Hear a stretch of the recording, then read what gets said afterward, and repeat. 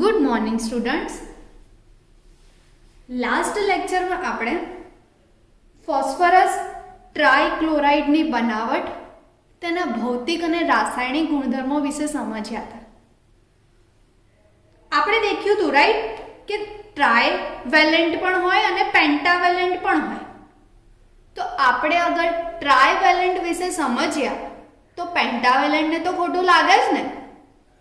તો એમણે કીધું કે મેડમ ટ્રાયવેલેન્ટ તમે સમજાવી દીધું સ્ટુડન્ટને, તો પેન્ટાવેલેન્ટ તો મેં કીધું અમે એ બી સમજાવી દઈશું, ડોન્ટ વરી. તો આજે આપણે પેન્ટાક્લોરાઇડ, ફોસ્ફરસ પેન્ટાક્લોરાઇડ ની બનાવટ, તેના ભૌતિક અને રાસાયણિક ગુણધર્મો અને તેના બંધારણ વિશે સમજીશું. ફોસ્ફરસ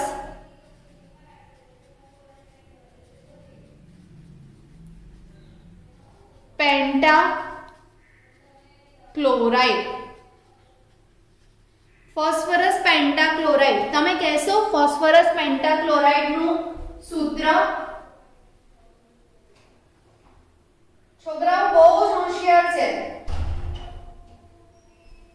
ઇફ ફોસ્ફરસ ટ્રાયહેલાઇડ નું PCl3 થતું હોય તો ફોસ્ફરસ પેન્ટાક્લોરાઇડ નું શું થશે? શું મેડમ અમને આવડે છે.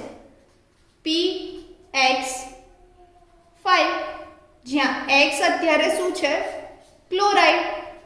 તો Cl, તો PCl5, જેને કહેવાય ફોસ્ફરસ પેન્ટાક્લોરાઇડ. આ તો મેડમ અમને આવડતું હતું, હે ને? તો બોલો તેની બનાવટ વિશે ખ્યાલ છે કઈ? તો કઈ જ નહીં. જેમ આપણે ટ્રાયક્લોરાઇડ વિશે બનાવટ સમજ્યા હતા, જ્યાં સફેદ ફોસ્ફરસ ભાગ ભજવતો હતો, યાદ છે? સફેદ ફોસ્ફરસ.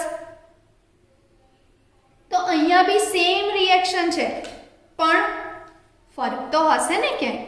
તો તેના કારણે તો ફેરફાર છે, પેલામાં ટ્રાય અને અહીંયા પેન્ટા. તો કઈ નહીં,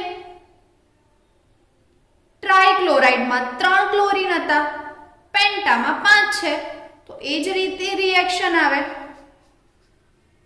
તો પહેલા સફેદ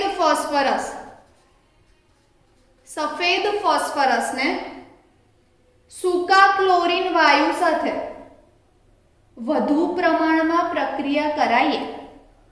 સૂકા ક્લોરીન સાથે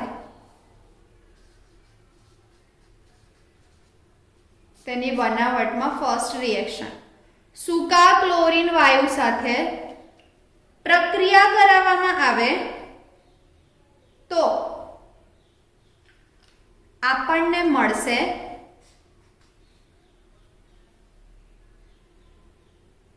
ફોસ્ફરસ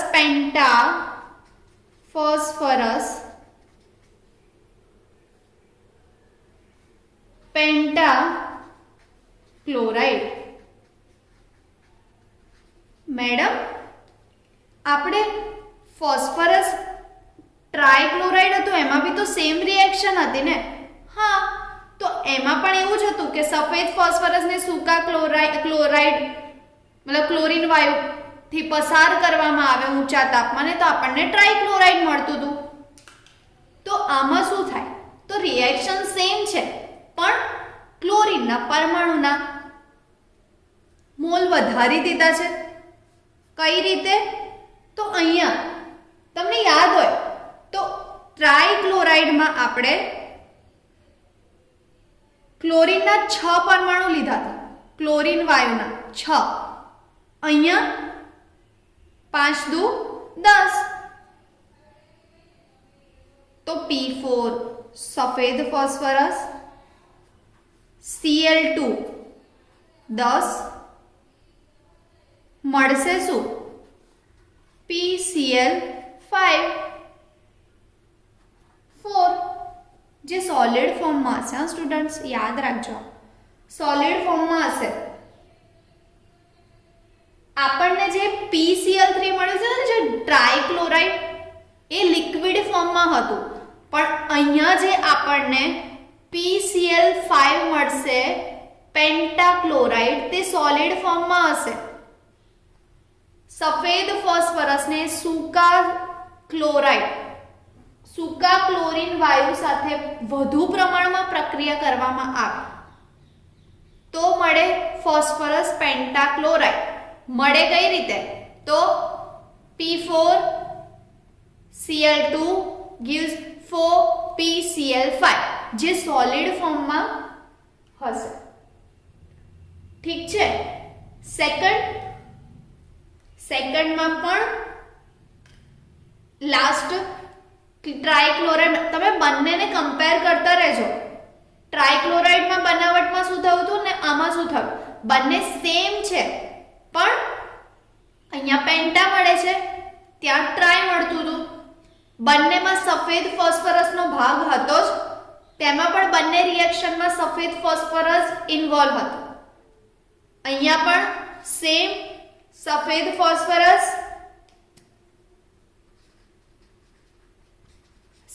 ફોસ્ફરસ. તમને યાદ હોય તો ત્યાં થાયોલિન ક્લોરાઇડ હતું, હે ને? થાયોલિન ક્લોરાઇડ સાથે તે પ્રક્રિયા કરી હતું તો આપણને ટ્રાયક્લોરાઇડ મળ્યું. અહીંયા સલ્ફ્યુરાઇલ ક્લોરાઇડ.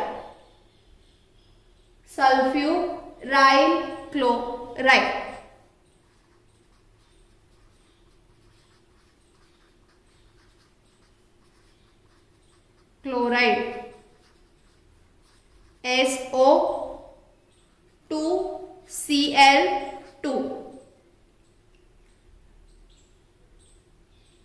થાયોનિલમાં શું હતું?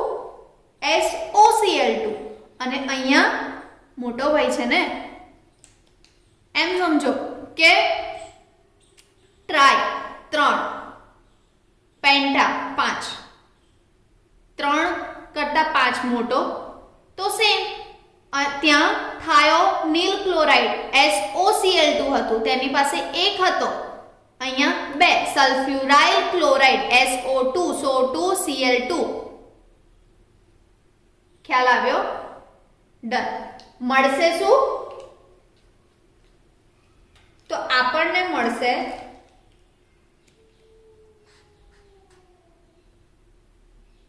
આપણી પ્રોડક્ટ PCl5 ફોસ્ફરસ પેન્ટાક્લોરાઇડ અને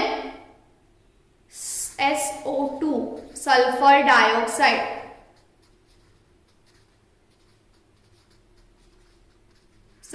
ડાયોક્સાઇડ. ઠીક છે. આ હતી ફોસ્ફરસ પેન્ટાક્લોરાઇડની બનાવટ.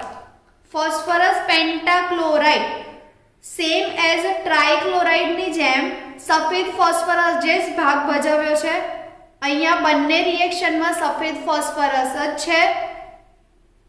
બંને રિએક્શનમાં ટ્રાયક્લોરાઇડની જેમ સૂકા ક્લોરીન વાયુને પસાર કરવામાં આવ્યો છે.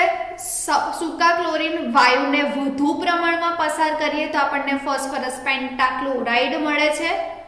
બીજી રિએક્શનમાં સલ્ફ્યુરાઇલ ક્લોરાઇડ SO2Cl2 સાથે સફેદ ફોસ્ફરસની પ્રક્રિયા કરીએ તો આપણને આપણી નિપજ ફોસ્ફરસ પેન્ટાક્લોરાઇડ મળે, પણ તેની સાથે સલ્ફર ડાયોક્સાઇડ પણ મળે છે. આ હતી તેની બનાવટ. હવે જઈએ તેના ભૌતિક ગુણધર્મો.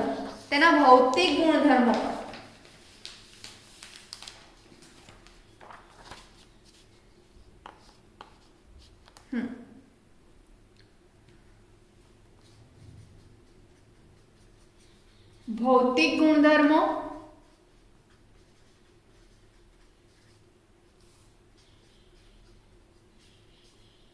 ઠીક છે. ફોસ્ફરસ પેન્ટાક્લોરાઇડ એ પીળાશ પડતો સફેદ રંગનો ઘન પદાર્થ છે. પીળાશ પડતો છે સફેદ રંગનો. તમે કહેશો એ તો તાજમહેલ પણ છે. તો હા, પીળાશ પડતો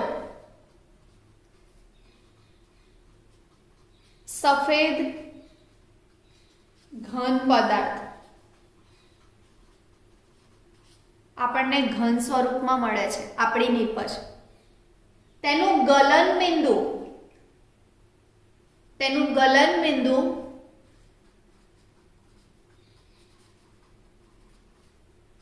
440 કે છે, 440 કેલ્વિન છે. યાદ હોય તો ટ્રાયક્લોરાઇડનું ઉત્કલન બિંદુ હતું કેટલું? કોઈ બોલ્યું ના? યાદ રખાયું હતું ને? 349, 3 પછી 4 અને 3 તરી 9, 3 4 9 કેલ્વિન એ તેનું ઉત્કલન બિંદુ હતું. સેમ એઝ અહીંયા અલગ છે,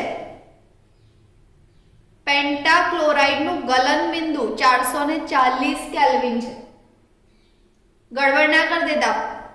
ટ્રાયક્લોરાઇડમાં ઉત્કલન બિંદુ છે અને પેન્ટાક્લોરાઇડમાં ગલન બિંદુ છે. ટ્રાયક્લોરાઇડનું ઉત્કલન બિંદુ 3 4 9, 3 પછી 4 અને 3 તરી 9. અહીંયા તો યાદ રહે એવું છે 440. ગલન બિંદુ 440 કેલ્વિન છે. તે પ્રવાહી અને વાયુમય સ્થિતિમાં ટ્રાયગોનલ બાયપિરામિડ આકાર ધરાવે છે. પ્રવાહી કે વાયુ સ્વરૂપમાં પ્રવાહી કે વાયુ સ્થિતિમાં ટ્રાયગોનલ બાયપિરામિડ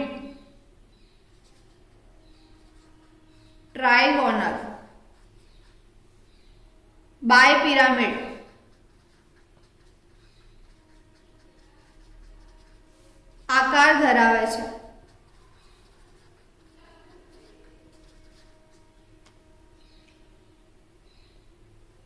તેના બંધારણ વિશે સમજીએ તે પહેલા આપણે રાસાયણિક ગુણધર્મો વિશે સમજી લઈએ. પણ તેની પહેલા ભૌતિક ગુણધર્મોમાં પીળાશ પડતો સફેદ ઘન પદાર્થ છે, તેનું ગલન બિંદુ 440 કેલ્વિન છે અને પ્રવાહી કે વાયુ સ્થિતિમાં તે ટ્રાયગોનલ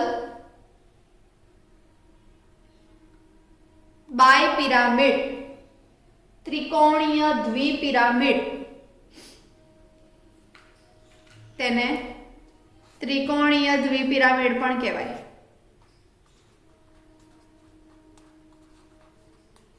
દ્વિપિરામિડ આકાર ધરાવે છે. ઓકે, પહેલા જોઈએ આપણે તેના રાસાયણિક ગુણધર્મો અને તે પછી આપણે તેના બંધારણ વિશે સમજો. આજે કીધું ને ટ્રાયગોનલ બાયપિરામિડ, તેના પર જઈશું. પણ તે પહેલા તેના રાસાયણિક ગુણધર્મો.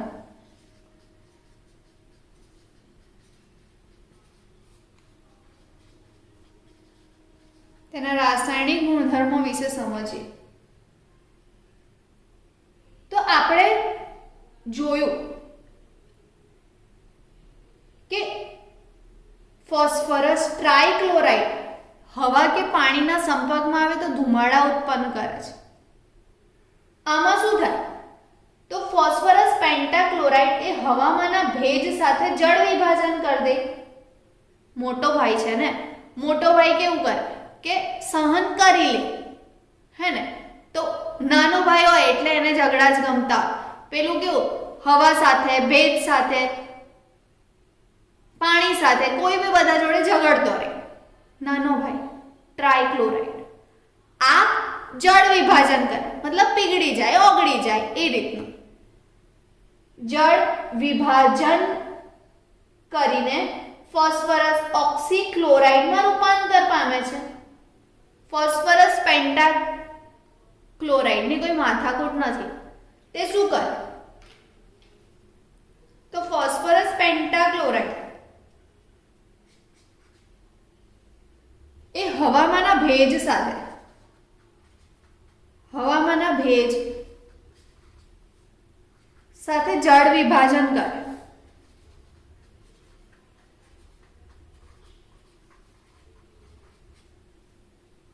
અને ફોસ્ફરસ ઓક્સીક્લોરાઇડ બનાવે. ફોસ્ફરસ ઓક્સીક્લોરાઇડ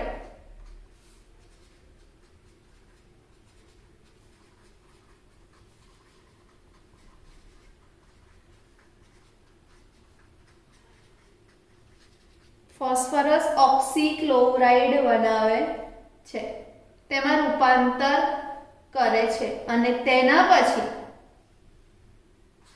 POCl3 અને એના પછી તે ફોસ્ફોરિક એસિડમાં રૂપાંતર પામે.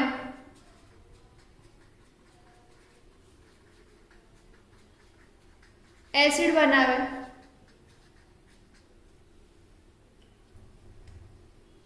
ફોસ્ફરસ પેન્ટાહેલાઇડ ભેજવાળી હવામાં જળ વિભાજન પામે અને ફોસ્ફરસ ઓક્સીક્લોરાઇડ બનાવે.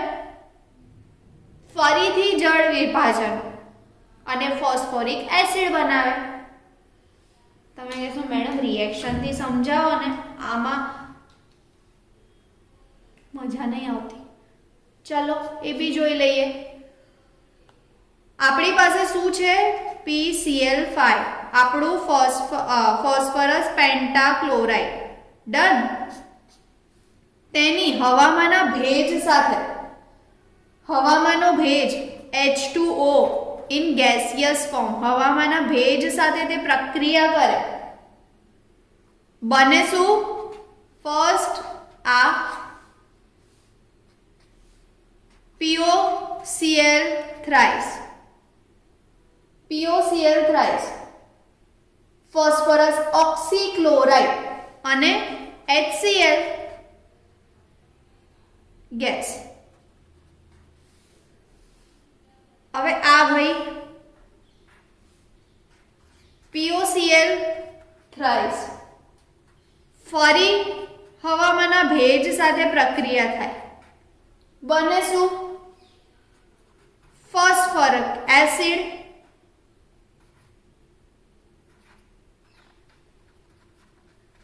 અને HCl. ખ્યાલ આવ્યો? ફર્સ્ટ આપણી પ્રોડક્ટ છે, આપણું મેઇન વસ્તુ શું છે આપણી પાસે? ફોસ્ફરસ પેન્ટાક્લોરાઇડ હવામાંના ભેજ સાથે પ્રક્રિયા કરે. ટ્રાયક્લોરાઇડ હતું ને, એ હવામાંના ભેજ સાથે, હવામાં જે ઓક્સિજન છે તેની સાથે, પાણી છે તેની સાથે ધુમાડા ઉત્પન્ન કરતું હતું. Jealous, it is jealous. અહીંયા શું કરે? તો તે એક પ્રોડક્ટ બનાવશે ફોસ્ફરસ ઓક્સીક્લોરાઇડ. તે પણ ફરી હવામાંના ભેજ સાથે જળ વિભાજન કરીને બનાવશે ફોસ્ફોરિક એસિડ અને HCl. તે સફેદ, આ પીળાશ પર તો સફેદ પાવડર છે, તે આપણે જોયું ને, તો ગુણધર્મોમાં. ડન. હા, હવે ફોસ્ફરસ પેન્ટાક્લોરાઇડ છે ને, તેને ગરમ કરીએ તો તે ઉદ્ધ્વપાતન પામે છે. ઉદ્ધ્વપાતન પામે. ગરમ કરી તો ધીમે ધીમે ધીમે ધીમે કરતો ઉદ્ધ્વપાતન પામે. અને તેને વધારે ગરમ કરીએ, જ્યારે વધુ પડતો માણસ ગરમ, મતલબ ગુસ્સો આવે, એનો પારો છટકે માણસનો, તો શું થાય? તૂટે. સામેવાળાને તોડે કાં તો પોતે તૂટે, હે ને? તો આમાં શું થાય? માણસ બહુ જ ગુસ્સે થયો છે તો તે પોતે જ તૂટી જાય છે, મતલબ તે પોતે જ વિઘટન પામે છે.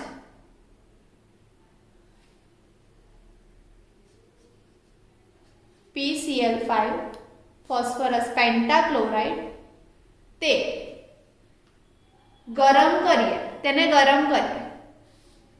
સમજો, તેનું ગરમ કરીને તો તે પહેલા ઉદ્ધ્વપાતન પામે.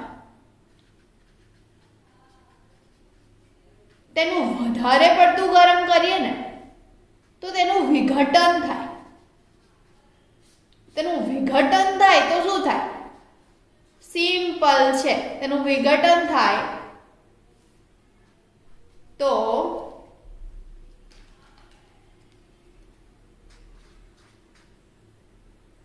ઝઘડો થાય ઘરમાં, બહુ જ મોટો ઝઘડો થાય તો બે, મતલબ પેરેન્ટ્સ કે તું ઘર છોડીને જતો રહે છોકરાને, કાં તો છોકરો કે પપ્પા મમ્મી તમે જતા રહો, આપણે એવું ના કરાય.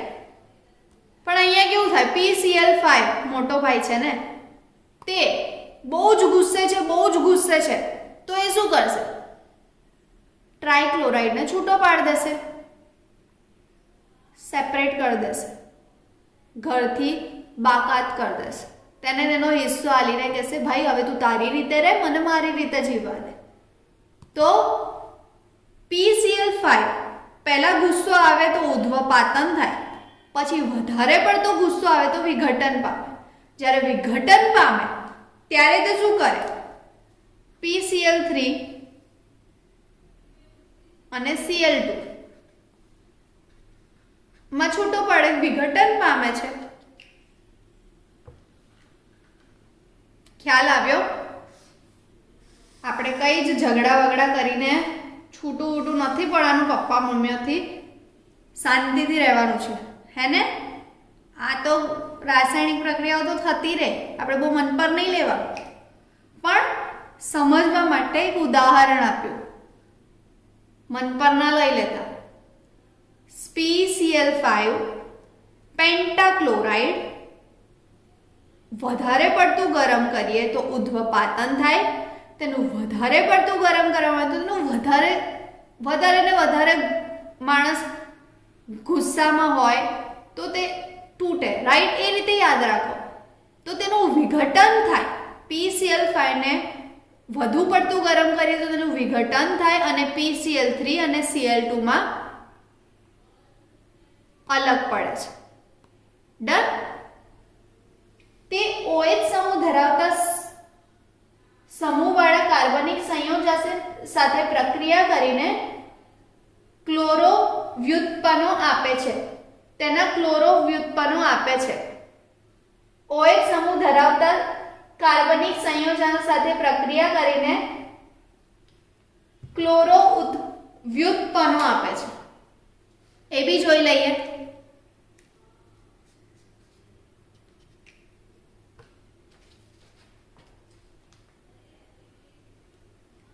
OH સમૂહ ટ્રાયક્લોરાઇડમાં બી પણ સેમ હતું, હે ને? યાદ હોય તો OH સમૂહ ધરાવતા કાર્બનિક સંયોજનો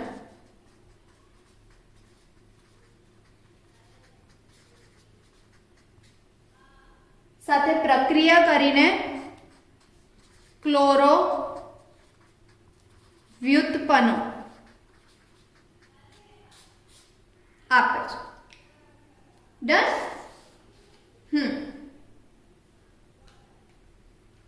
તો એક્ઝામ્પલ એ બી જોઈ લઈએ.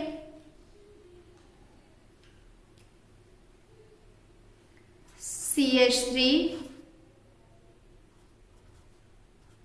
COOH પ્લસ PCl5 મળે શું? ક્લોરો વ્યુત્પન્નો, ક્લોરીન યુક્ત સંયોજનો CH3 COCl plus POCl thrice plus HCl. વિઘટન થશે, કાર્બનિક સંયોજનો સાથે ક્લોરો વ્યુત્પન્નો આપશે પ્રક્રિયા કરીને. CH3 COOH plus પેન્ટાક્લોરાઇડ, phosphorus pentachloride તો મળશે CH3 COCl, POCl થ્રાઇસ અને HCl, ત્રણે ક્લોરો વ્યુત્પન્નો છે. OH સાથે કર્યું, તેનું વિઘટન થયું, જળ વિભાજન થયું. ધાતુ કહેશે મારી સાથે હું કેમ બાકી રહું? તો ધાતુના ટુકડા સાથે તેની રિએક્શન કરવાની. ધાતુમાં ઓલમોસ્ટ આપણે કયું યુઝ કરીએ? કોઈ બી રિએક્શન ધાતુ હોય તો આપણને કાં તો Mg યાદ આવે, કાં તો Ag યાદ આવે, કાં તો ઝિંક યાદ આવે, હે ને? ધાતુ સાથે પ્રક્રિયા કરે. ધાતુ મતલબ અહીંયા આપણે લઈએ છીએ, ચલો ને, Ag, ચાંદી. Ag સાથે પ્રક્રિયા કરે કોની? ફોસ્ફરસ પેન્ટાક્લોરાઇડની. મળશે શું? ગરમ. તો આપણને તેના અનુવર્તી ધાતુ ક્લોરાઇડ મળે. અનુવર્તી ધાતુ ક્લોરાઇડ, તેના અનુવર્તી ધાતુ ક્લોરાઇડ મળે. તો તમે સમજો છો અનુવર્તી ધાતુ ક્લોરાઇડ મતલબ ફોસ્ફરસ છૂટો પડશે,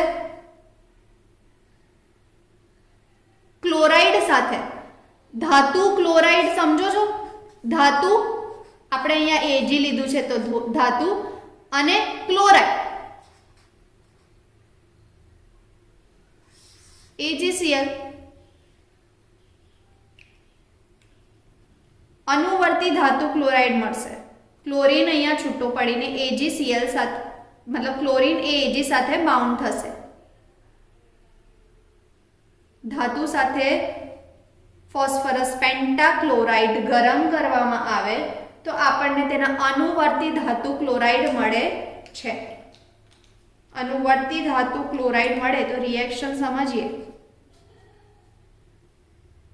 2Ag જે સોલિડ ફોર્મમાં છે પ્લસ PCl5 ગરમ કરીએ તો AgCl પ્લસ PCl થ્રાઇસ આપણને આપણું ટ્રાયક્લોરાઇડ બી પાછું મળે છે. વાવ, આપણને આપણું ટ્રાયક્લોરાઇડ પણ પાછું મળે છે અને ધાતુ ક્લોરાઇડ પણ મળ્યા. ખ્યાલ આવ્યો સ્ટુડન્ટ્સ? આ હતું તેના રાસાયણિક સંયોજનો. ફર્સ્ટ ચલો એકવાર રિવાઇઝ કરી લે, તમે બી બોલજો. ફર્સ્ટ જળ વિભાજન કર્યું, સેકન્ડ પહેલા ચલો જળ વિભાજન કર્યું તો આપણને ઓક્સીક્લોરાઇડ ફોસ્ફરસ ઓક્સીક્લોરાઇડ મળ્યું અને તે ફરી જળ વિભાજન કરે તો ફોસ્ફોરિક એસિડ મળે.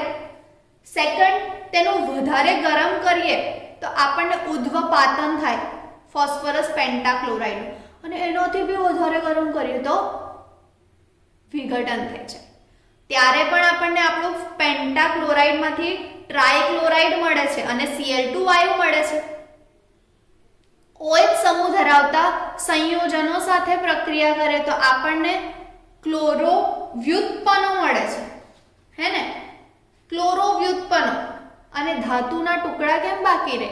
તો ધાતુના ટુકડા સાથે પ્રક્રિયા કરે તો આપણને અનુવર્તી ધાતુ ક્લોરાઇડ મળે છે, જે આપણે એક્ઝામ્પલ દેખ્યું Ag નું. Ag પ્લસ ફોસ્ફરસ પેન્ટાક્લોરાઇડ તો આપણને મળશે 2AgCl plus PCl thrice phosphorus trichloride અહીંયા પણ આપણને પાછું મળે છે. આ હતા તેના રાસાયણિક ગુણધર્મો. હવે આવીએ તેના બંધારણ. આપણે આગળ ભૌતિક ગુણધર્મોમાં એક વર્ડ દેખ્યો, એક શબ્દ દેખ્યો PCl5 બંધારણ.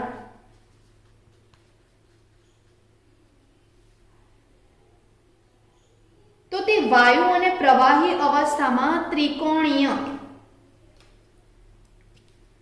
ત્રિકોણીય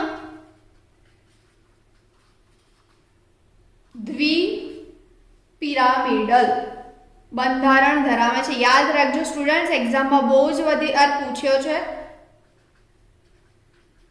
કે PCl5 या फिर ફોસ્ફરસ પેન્ટાહેલાઇડ નું બંધારણ કેવું છે?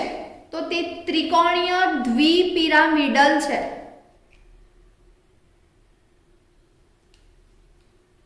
ડ્રો કરીને બતાવું, વધારે ખ્યાલ આવશે. ત્રિકોણીય દ્વિપિરામિડલ ફોસ્ફરસ P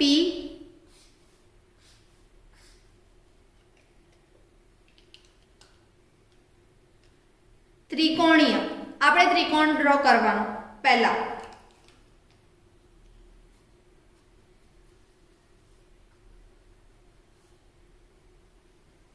ડન. દ્વિપિરામિડલ, દ્વિપિરામિડલમાં શું થાય?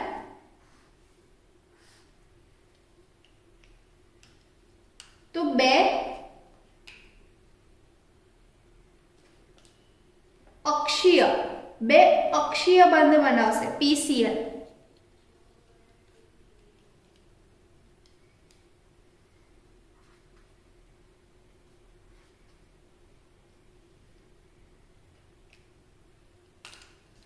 ખ્યાલ આવ્યો?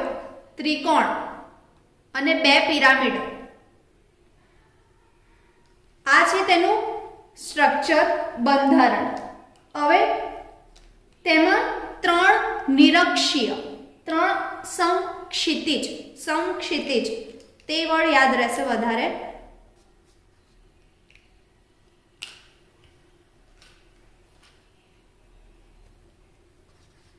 ત્રણ સમક્ષિતિજ,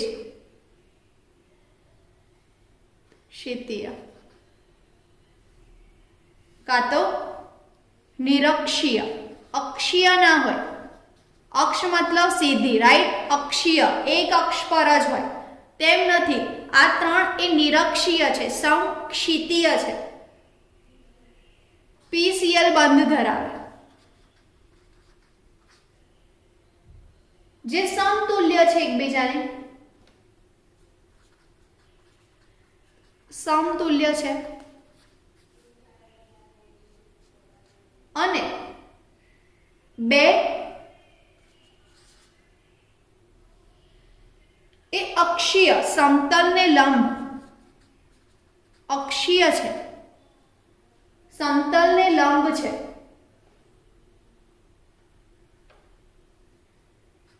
પીસીએલ બંધ એ આ જે બે છે ને અક્ષવાળા, તે અક્ષીય છે, જે નિરક્ષીય કરતા લાંબા છે. એક્ઝામમાં એ બી પૂછાઈ શકે છે કેટલા લાંબા છે, તો એ તમારે યાદ રાખવું પડશે કે આ પીસીએલ છે ને, જે સમક્ષિતિય છે, જે નિરક્ષીય પીસીએલ બંધ છે ને, તેમની લંબાઈ 202 પિકોમીટર છે. અને આ પીસીએલ છે તેની 240 પિકોમીટર.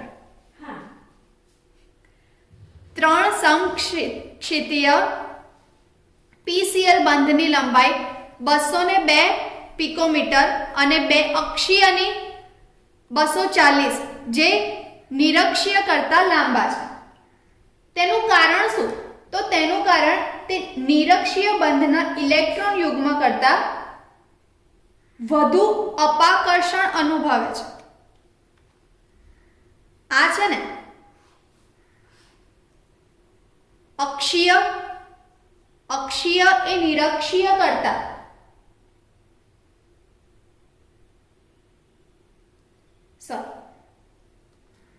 આજે બંધ લંબાઈ આની વધારે છે. તેનું કારણ શું? તો તેનું કારણ એ કે જે નિરક્ષીય બંધના ઇલેક્ટ્રોન યુગ્મ છે ને, નિરક્ષીય બંધ કયા? જે ત્રિકોણીય છે. આ ત્રિકોણ વાળા હતા ને, એ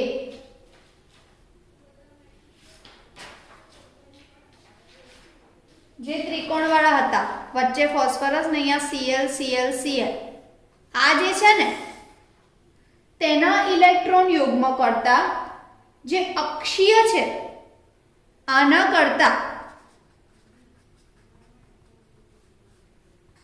આ જે છે ને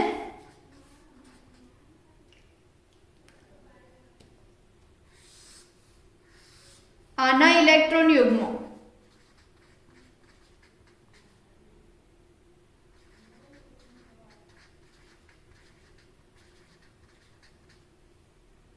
વધુ અપાકર્ષણ અનુભવે છે, વધુ અપાકર્ષણ અનુભવે છે.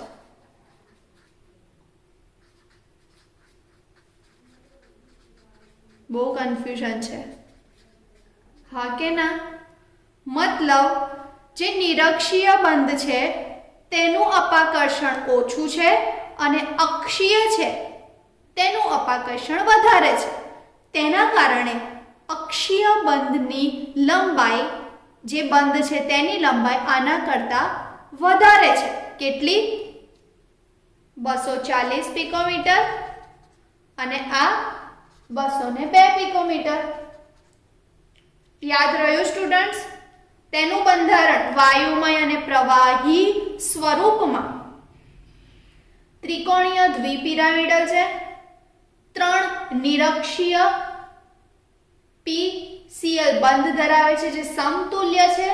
બાકીના 2 છે એ અક્ષીય ધરાવે છે જે નિરક્ષીય કરતા લાંબા છે. તેનું કારણ તો નિરક્ષીય બંધના ઇલેક્ટ્રોન યુગ્મ કરતા અક્ષીય બંધના ઇલેક્ટ્રોન યુગ્મ એ વધુ અપાકર્ષણ ધરાવે છે. અપાકર્ષણ વધારે હોય તેમ તેની બંધ લંબાઈ વધારે હોય જે 240 પિકોમીટર છે અને નિરક્ષીયની 202 પિકોમીટર છે. આ હતું ફોસ્ફરસ પેન્ટાક્લોરાઇડ. નેક્સ્ટ લેક્ચરમાં ફોસ્ફરસના ઓક્સો એસિડ સંયોજનો વિશે સમજીશું. Thank you.